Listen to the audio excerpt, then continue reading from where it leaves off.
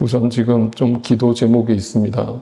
오늘 어제 뉴스를 보셔서 아시겠습니다만, 지금 팔레스타인 지역에 또다시 전쟁의 공포가 휩싸이고 있고 수천 명이 죽음을 당하는 참 비통한 일이 또 다시 벌어졌습니다. 끊임없는 이 중동의 전쟁과 갈등이 언제쯤 해소될 수 있을지 우리는 아무도 모르겠습니다. 그러나 위에서 기도해 주시고 어느 쪽이든 국민들이 더 이상 그런 잘못된 지도자들의 판단에 의해서 목숨을 잃지 않도록 하나님께 그 땅을 위해서 간절히 기도해 주시기를 부탁드리겠습니다.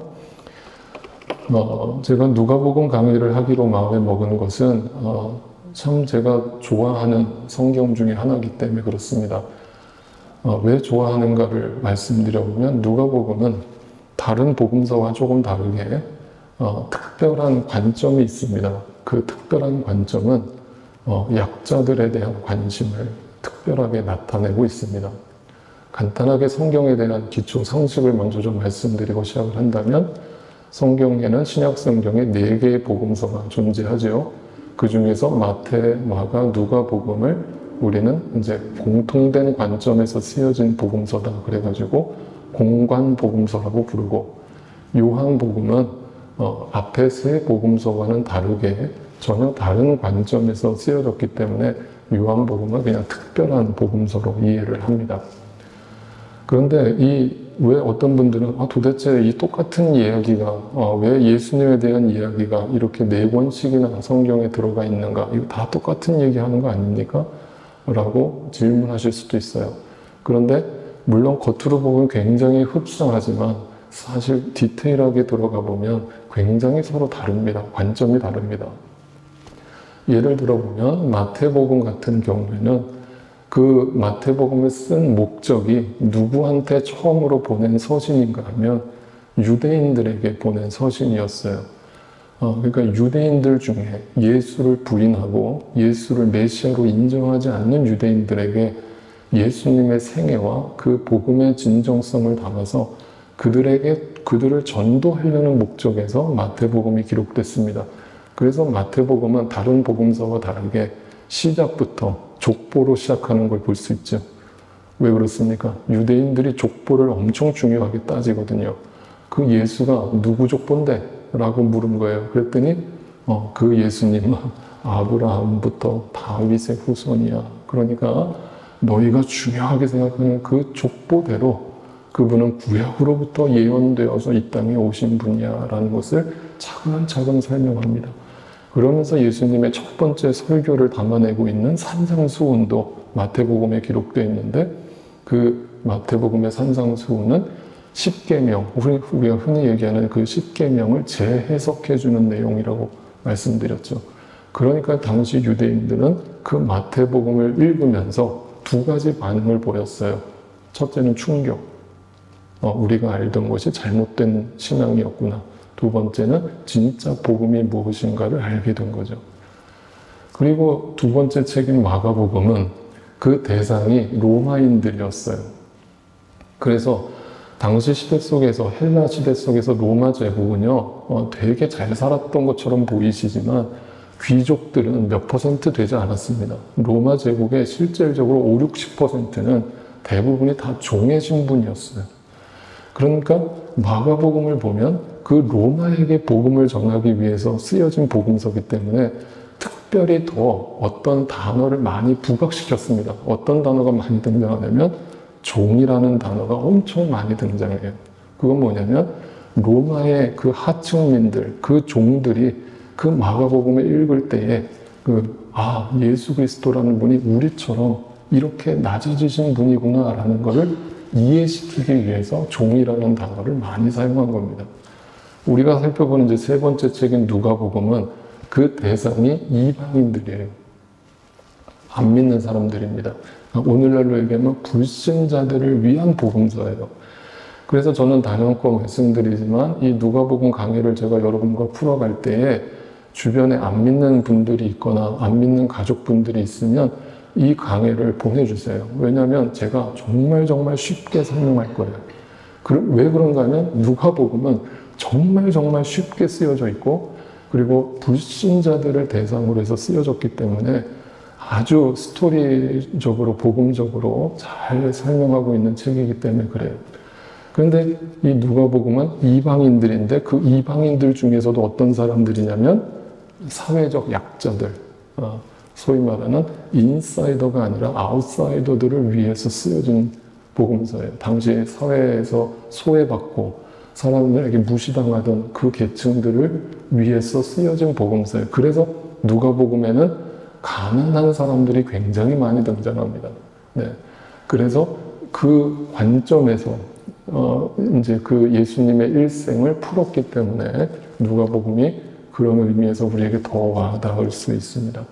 요한복음은 사실은 어떤 특정 대상을 한 것이라기보다는 모든 사람들을 대상으로 해서 쓰여졌는데, 특별히 요한 공동체라고 하는 소규모 공동체가 있었는데, 그 공동체에서 예배 때 함께 묵상하고 나누는 목적으로 요한복음이 쓰여졌어요. 그런데 제가 다시 말씀드리지만 요한복음이 없었다면 우리는 그 복음의 진수를 제대로 이해하지 못했을 것입니다. 그만큼 요한복음이 차지하는 무게는 엄청납니다. 엄청나요. 그래서 제가 제일 먼저 강의했던 것이 요한복음이었고, 오늘부터는 이제 누가복음을 함께 나누려고 합니다. 먼저 간단한 개요부터 좀 정리를 하고 시작을 할게요.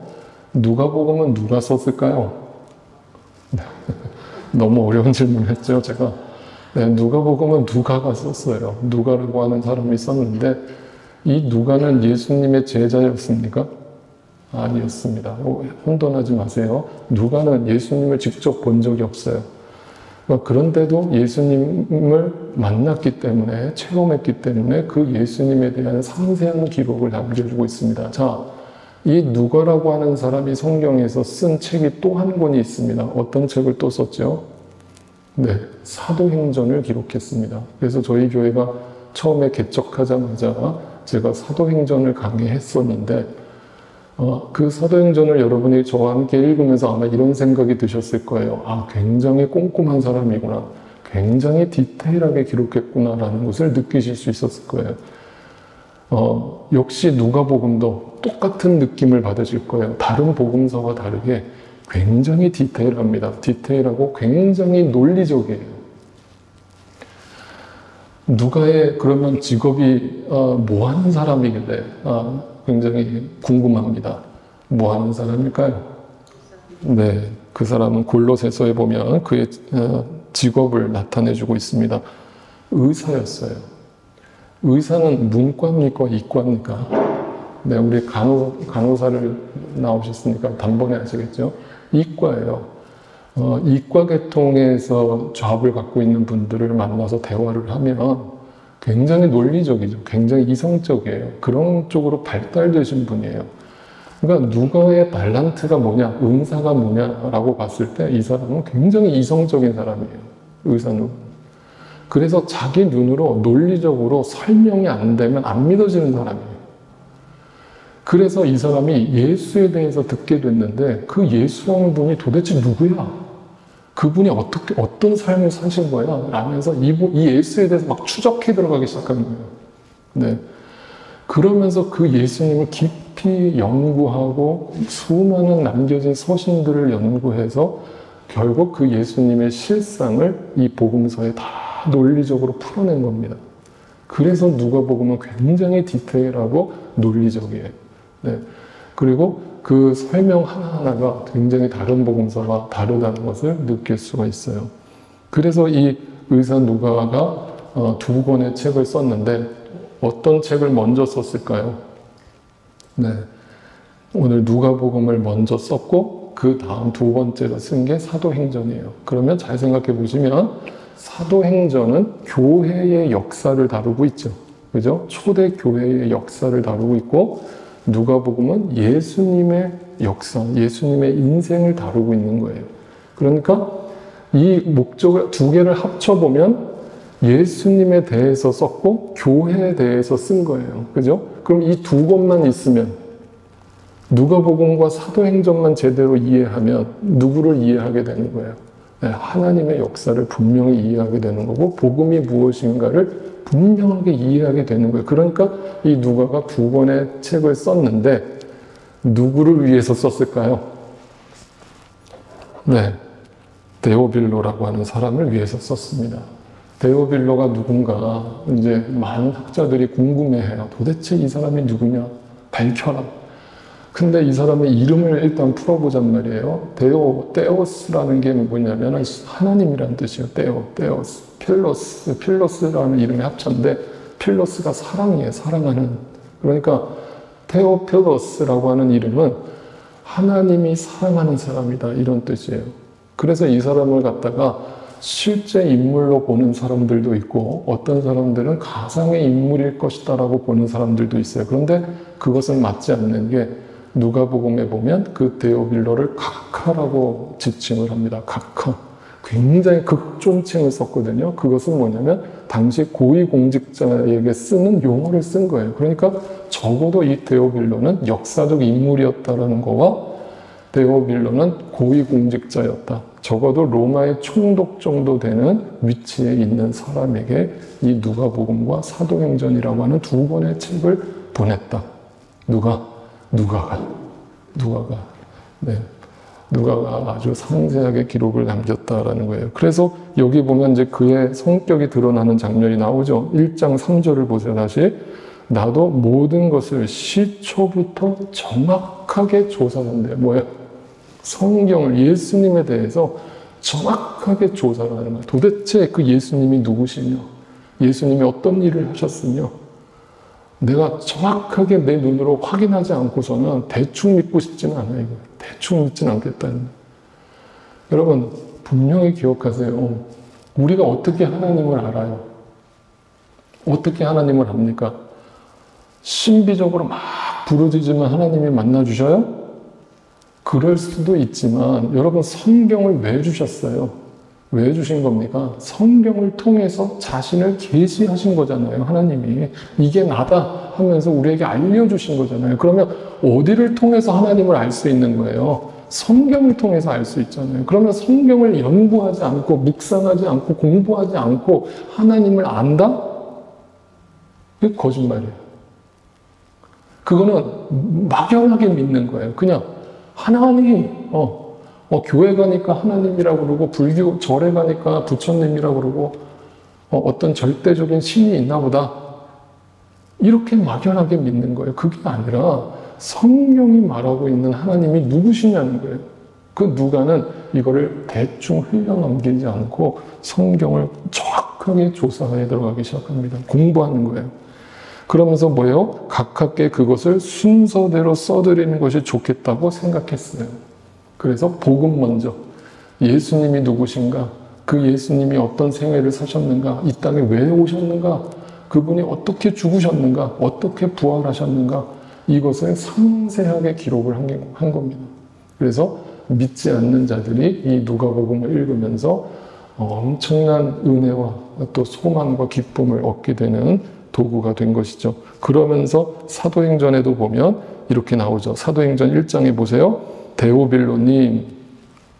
여러분 이제 성경을 되게 세심하게 보시는 분들은 이 차이를 느끼실 거예요. 누가복음과 사도행전의 데오빌로를 부르는 호칭이 달라졌죠. 어떻게 달라졌어요? 누가복음에서는 존경하는, 그러니까 각하라는 뜻이에요. 각하라고 불렀어요. 극존칭을 썼습니다. 여러분 잘 보세요. 나하고 친하지 않은 사람을 만날 때 우리는 어떻게 불러요? 누구누구 씨 하면서 극존칭을 쓰잖아요. 그죠? 근데 그 사람하고 가까워지면, 친해지면, 네, 이제 친구처럼 여겨지니까 이제 존칭을 빼고 누구누구야 이름을 부르잖아요. 친구가 되면. 잘 보세요. 누가복음을 처음에 쓸 때만 해도 이 데오빌로라고 하는 사람은 잘 모르는 사람이에요. 어쩌다 만난 사람이에요. 근데 이 사람이 복음에 대해서 궁금해하니까 자기가 연구한, 자기가 공부한 그 복음을 상세하게 기록하면서 데오빌로 각하여 내 말 좀 들어보세요. 예수라는 분이 실제로 살아계셨습니다. 라면서 누가복음을 썼어요. 근데 이제 그 사이에 두 분이 실제로 만났는지 어떤 만남이 있었는지는 모르지만 가까워진 거예요. 그러니까 사도행전 2번째 편지를 쓸 때는 데오빌로님 하면서 이름을 그냥 불러요. 네. 이건 뭐예요? 뭘 얘기할까요? 한 사람의 구원을 위해서 누가가 오랜 시간 그 사람과 만남을 지속했다는 것을 뜻하는 거예요. 네. 복음을 전하는 게 많은 분들이 어떤 이벤트적인 전도 방법을 자꾸 생각하는데, 뭐 저는 단기 선교를 다 나쁘게 보는 건 아니에요. 그러나 그렇게 잠깐 만나서 복음 전했다고 해서 그게 열매로 맺혀지는 게 아니고, 네, 한 영혼을 놓고 오랜 시간을 기도하면서 말씀을 상세하게 가르쳐 주려는 그 만남이 전제돼야 되는 거예요. 네.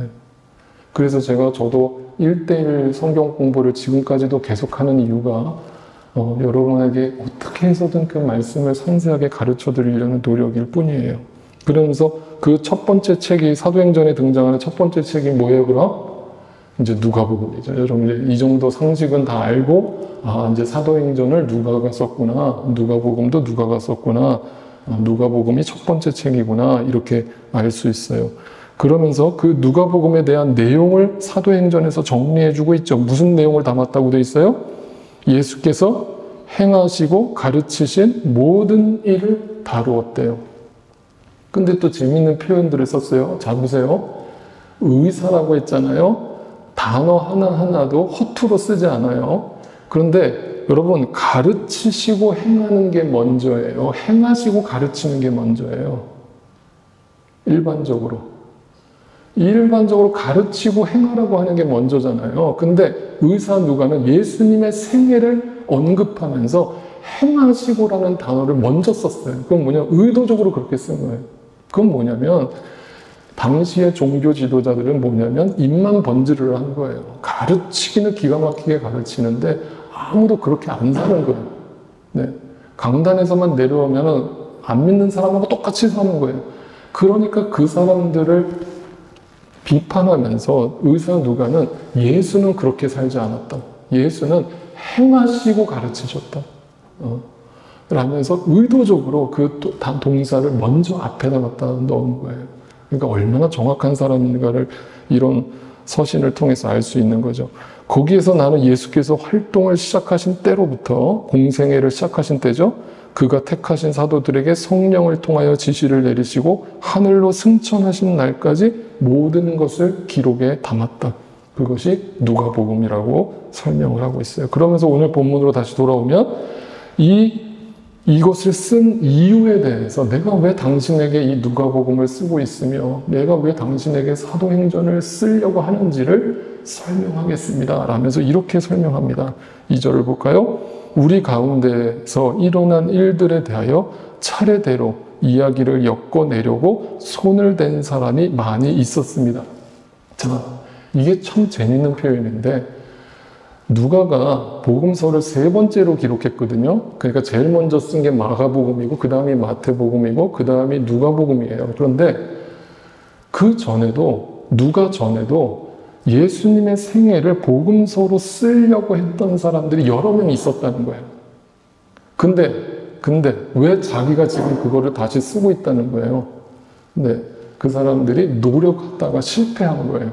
어떤 이유인지 몰라도 정확하게 담아내지 못했어요. 그래서 자신이 목격한 것을 있는 그대로 서술하기 위해서 내가 펜대를 들었습니다 라면서 이 복음서를 기록하게 된 이유의 배경을 설명하는 거예요. 그러면서 그들은 이것을 처음부터 말씀의 목격자여 전파된 자가 된 이들이 우리에게 전하여 준 대로 엮어냈습니다 라면서 그들의 어떤 자료 수집과 어떤 소스들을 제공받아서 그것을 토대로 해서 나도 이 복음서를 기록했노라 라면서 얘기하는데, 그들을 향해서 뭐라고 표현하냐면 말씀의 목격자들이라고 표현했어요.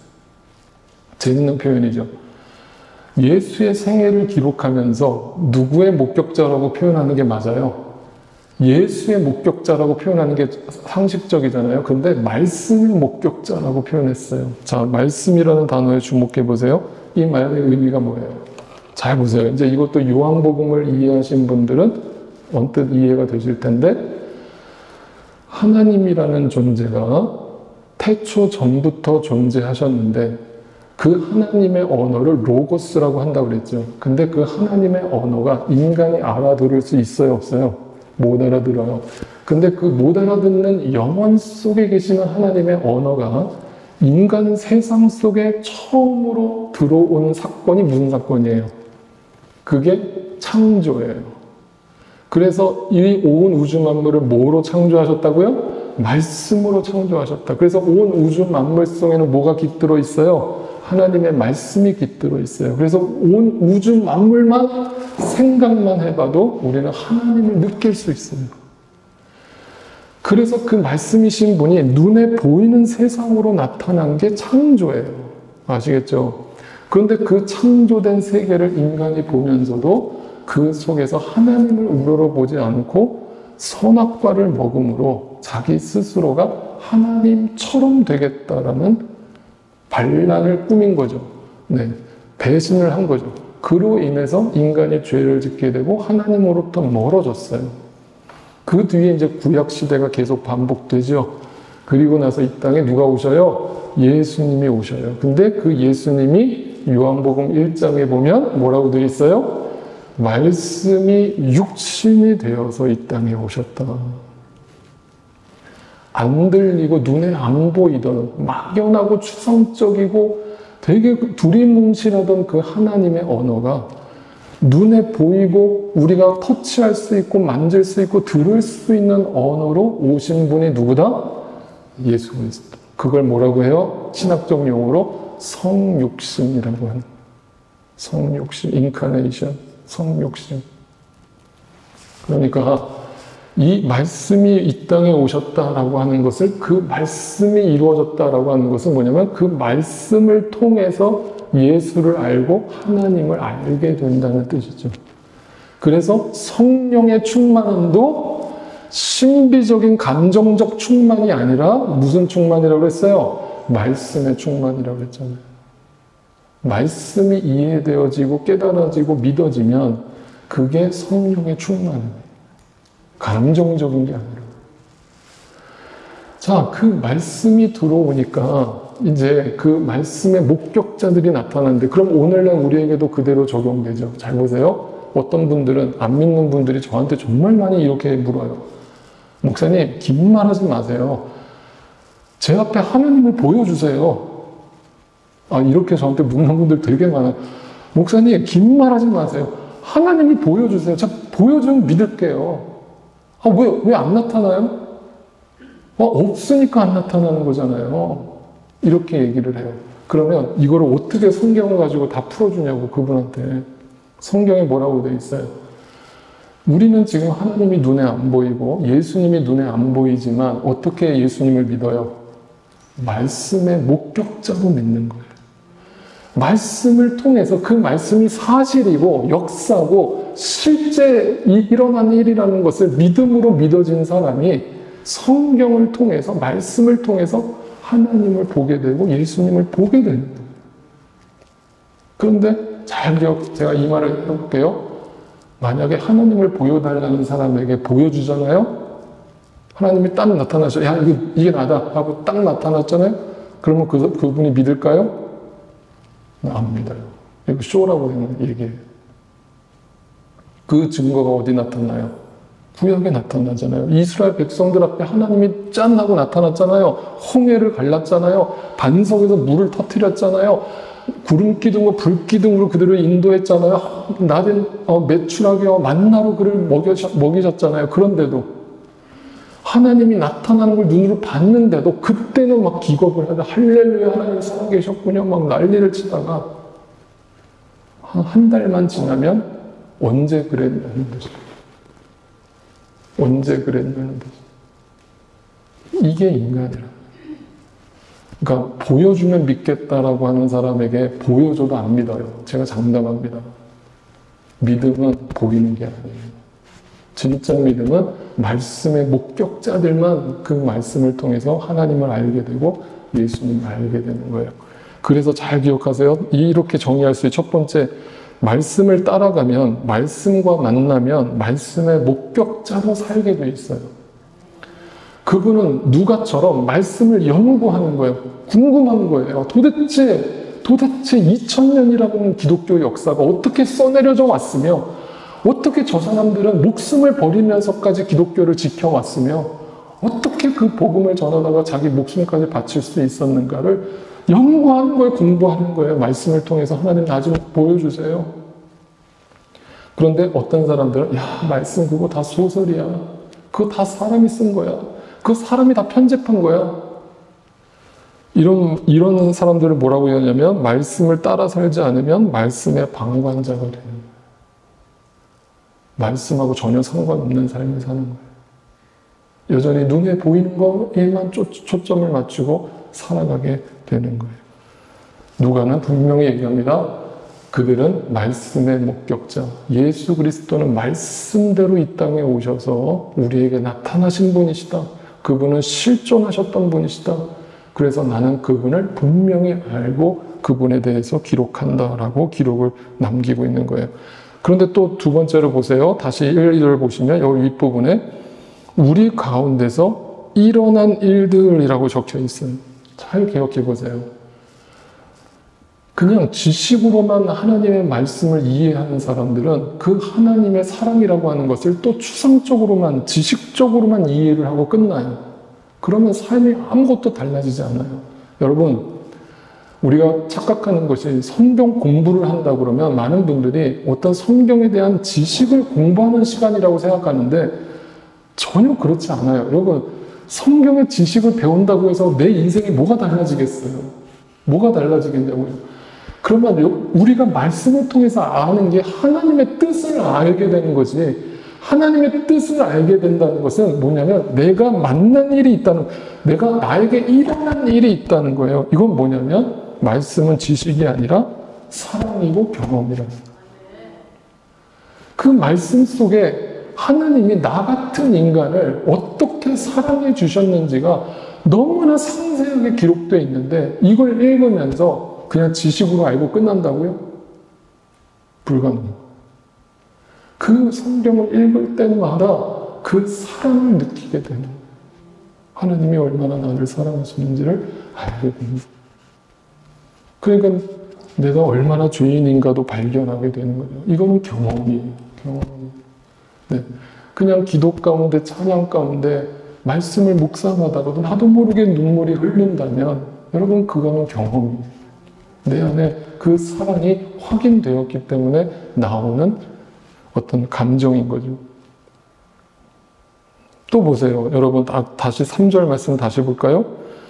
그런데 존귀하신 데오빌로님, 나도 모든 것을 시초부터 정확하게 조사하여 보았으므로 가깝게 그것을 순서대로 써드리는 것이 좋겠다고 생각했습니다. 자, 나에게 일어난 일, 나에게 일어난 그 사랑과 경험을 토대로 해서 데오빌로라고 하는 사람을 만났는데 이 사람은 예수를 알기는 알아요. 들었어요. 어디서 복음을 들었는데 자세히 몰라요.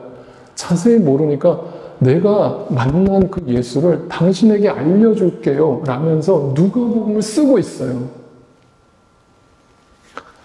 자, 여러분 우리에게 한번 대입을 해보자고요. 우리 주변에 안 믿는 사람들이 있잖아요.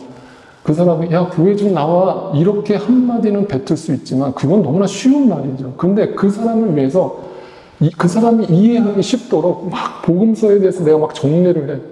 이게 예수님이고 이게 복음이야 라면서 그 몇 시간을 책상에 앉아가지고 그 사람을 위해서 글을 쓰고 있어요. 이거 사랑이에요, 아니에요?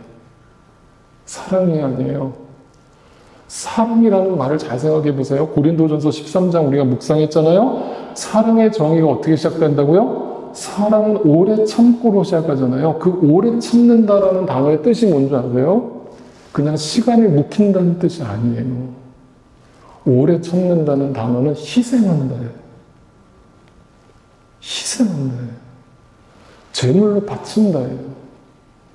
내가 그 사람을 사랑한다는 것은 희생이 따라오게 돼 있는 거예요.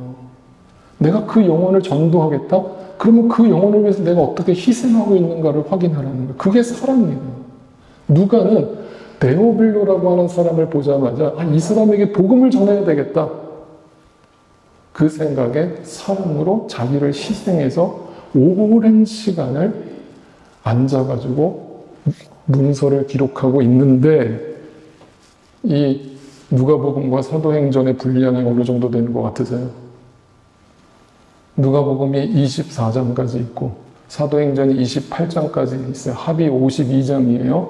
당시에는 오늘날 같이 이렇게 레로 용지, 종이가 없었고 종이 이전에 뭐가 있었죠? 네, 파피루스라는 게 있었어요. 파피루스라고 하는 식물, 이집트에 있는 식물 이름인데 그 식물의 잎사귀를 떼다가 그거를 오랜 시간 건조시키면 종이처럼 반들반들해져요.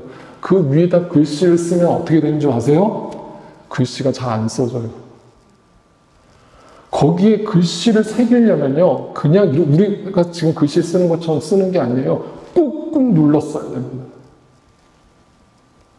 그거를 52장의 분량의 편지를 써요. 세 번째, 누가의 사랑은 데오빌로라는 한 사람을 위해서 오랜 시간 연구하고 정리한 기록의 형태로 드러났어요. 그게 사랑이에요. 내게 임한, 내가 경험한 그 사랑을 기록했는데 그 사랑의 흔적을 여러분께 보여드리죠. 누가복음의 사본입니다.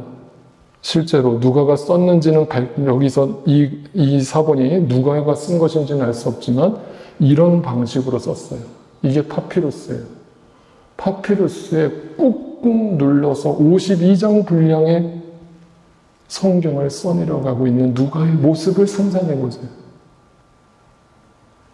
누군가를 사랑한다는 것, 누군가에게 복음을 전한다는 것, 이 마음이에요. 오랜 시간 누군가를 위해서 희생하는 마음. 우리는 다 할 말이 있고 입이 있는 사람들이에요. 그럼에도 불구하고 그 영혼을 품는다는 건 그거를 누르고 그 영혼을 기다려주고 품어주고 사랑함으로 끝까지 그 영혼이 주님께 돌아올 때까지 기다리는 마음이에요. 그게 사랑을 아는 사람이고 그게 그리스도의 사랑을 경험한 사람이에요. 그러면서 마지막 4절을 이렇게 끝납니다. 누가가 이것을 쓰는 목적, 이거 한 가지입니다. 무슨 돈을 바라지도 않아요. 내가 이만큼 수고했으니까 대가 좀 주세요. 이렇게 말하지 않아요. 뭐라고 얘기합니까? 4절. 이리하여 각하께서 데오빌로 당신께서 이미 배우신 이들 복음에 대해서 듣기는 들었어요. 그런데 그것에 대해서 확실한 사실임을 아시게 되기를 바랍니다. 복음에 대해서 확실하게 알고 믿게 되기를 바랍니다. 이 마음으로 그 장문의 편지를 한 영혼을 위해서 쓰고 있는 의사 누가는 지금 천국에 있겠죠? 천국에 있는데 의사 누가는 깜짝 놀랄 거예요. 왜 깜짝 놀라는 줄 아세요? 자기 의도가 상관없이 자기는 오직 데오빌로라고 하는 한 사람만 바라보고 이 편지를 썼는데 이것이 성경에 남아서 지금도 전 세계에서 수십억 인구의 사람들이 이 누가복음을 읽고 예수를 만나게 되었다는 소식을 듣고 나서 의사 누가는 깜짝 놀랐어요. 이와 비슷한 얘기가 마더 테레사 수녀의 이야기예요. 어느 날 기자가 마더 테레사 수녀를 찾아가서 물었어요. 당신은 전 세계의 가난한 아이들을 품고 그리스도의 사랑으로 사랑하셨는데 어떻게 그 위대한 사랑을 하실 수 있었습니까? 당신은 정말 대단한 성자가 맞습니다. 라면서 마더 테레사를 극찬하자 마더 테레사 수녀님이 이렇게 얘기하세요. 기자 양반, 뭔가 착각하고 있는 것 같아. 나는 단 한 번도 전 세계 사람들을 사랑하려는 마음을 품은 적이 없어. 나는 그런 사랑을 할 수 없는 사람이야. 어느 날 인도 캘커다라고 하는 거지 같은 동네 길을 지나가다가 어떤 애가 배고파서 굶어 죽어서 한 푼 줍쇼 하는데 그거를 내가 그냥 지나치지 못해서 그 아이를 집에 데리고 와서 그 아이에게 저녁 한 끼를 먹인 것이 내 사역의 시작이었어. 나는 한 아이를 사랑하려고 했을 뿐이지 전 세계 아이를 품으려고 생각한 적이 없어. 사랑은 구호가 아니에요. 슬로건이 아닙니다. 위대한 일이 아닙니다.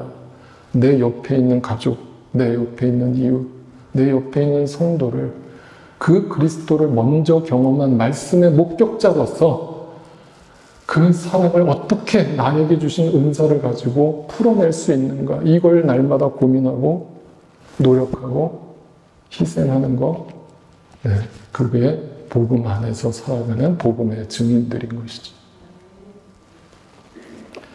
의사 누가는 데오빌로에게만 그렇게 하지 않았습니다.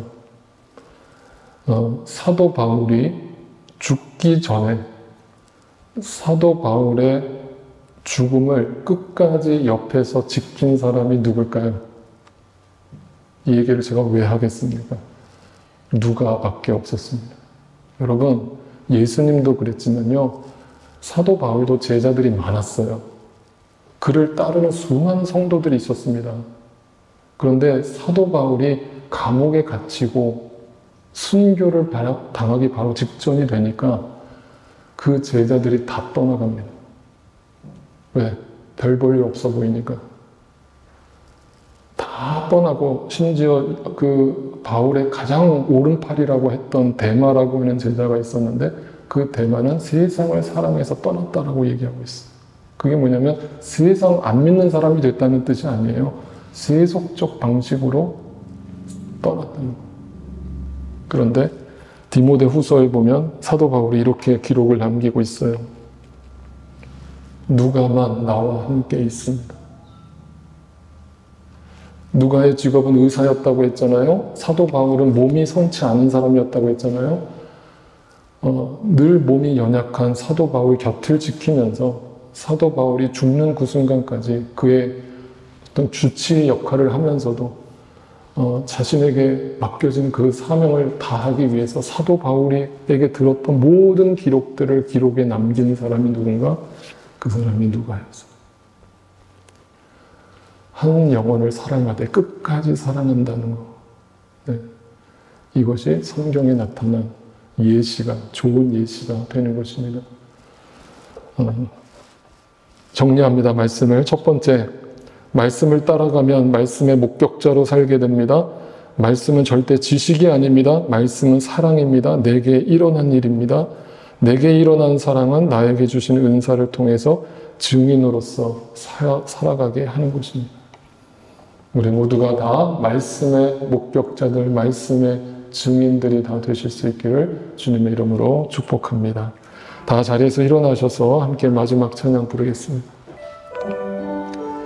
말씀을 생각하면서 하나님 앞에 고백하며 찬양합시다. 의사 누가가 어떤 마음으로 그 복음서를 기록했으며 어떤 마음으로 사도 바울을 끝까지 옆에서 지켜주었는가를 생각하면서 무엇이 그를 그렇게 행동하게 했는가, 우리가 이 말씀을 묵상하면서 이 찬양 같이 함께 고백하면 좋겠습니다. 난 지극히 작은 자, 난 지극히 작은 자, 죄인 중에 예수 무익한 날 부르셔서 간절한 기대와 소망 불끈 없지 않네. 십자가 전개 하셨네. 어디든지 가리라, 어디든지 가리라. 주 위에 서라면 나는 전하리. 그 십자가 내 몸의 십자가, 그 보혈의 향기 온 세상